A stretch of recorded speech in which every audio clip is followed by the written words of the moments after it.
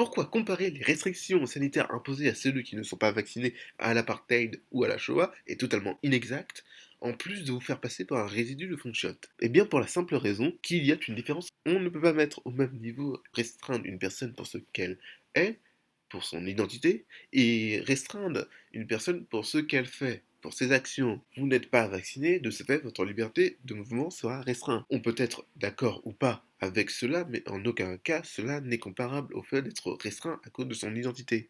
Vous n'êtes pas blanc, blanche, un homme, hétéro, valide, etc.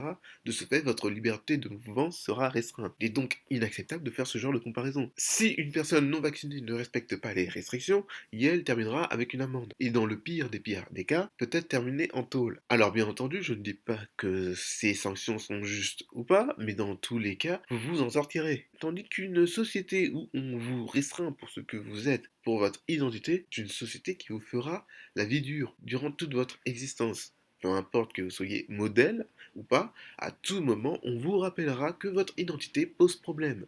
Donc cessez ce genre d'équivalence. On a le droit de ne pas être d'accord avec ce qu'impose le gouvernement.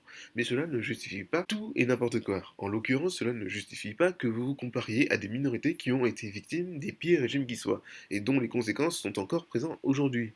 Et cela est encore plus désagréable lorsque ces individus qui se comparent aux victimes de ségrégation et de génocide se pavanent avec des personnes qui sont loin d'être connues pour leur engagement dans la lutte contre les stigmatisations. On est déjà assez éprouvé avec la crise du Covid, avec toutes les conneries et saloperies du gouvernement, avec la montée de l'extrême droite et compagnie, donc c'est pas la peine d'en rajouter avec des comparaisons indécentes. Merci.